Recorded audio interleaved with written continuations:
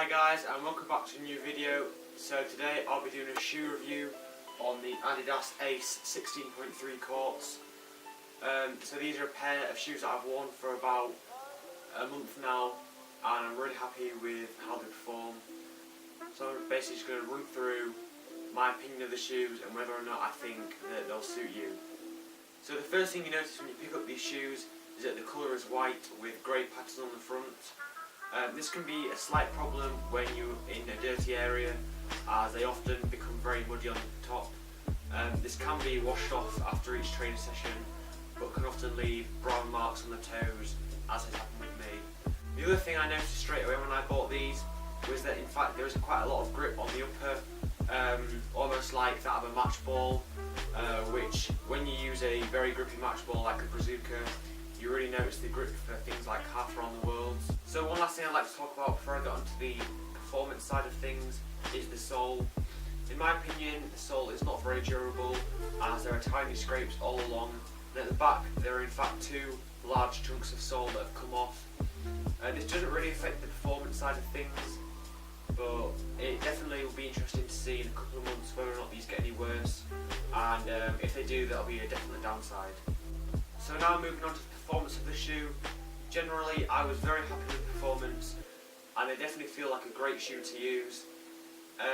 They come in at around 300 grams, which for a football trainer is pretty light, and these are actually size 13 UK, so if you have slightly smaller feet like size 9 or size 10, they're definitely going to feel a lot lighter than some other football trainers on the market. Obviously they'll not be as light as for Freestyle shoes or Puma shoes, but as I've never owned a pair of them, these definitely feel very light for me, which is definitely an advantage of the shoes. So a comparison I'd like to make to these shoes is to the Nike Elasticos.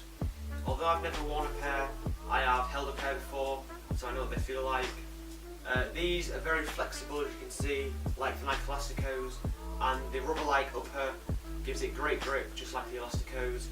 So if you have ever tried a pair of Elasticos and you like them, I would definitely recommend these.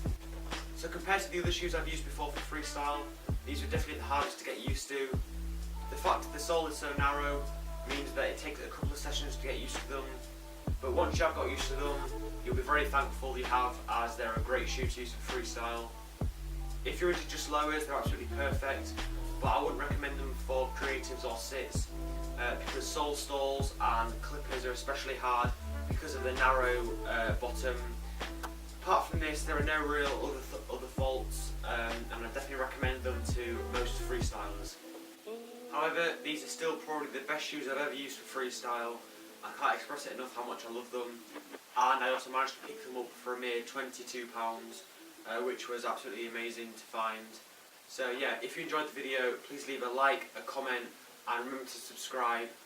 I'm going to be bringing out another special video in this week, which I'll be looking forward to making, so make sure you got post notifications turned on, and I'll catch you next video.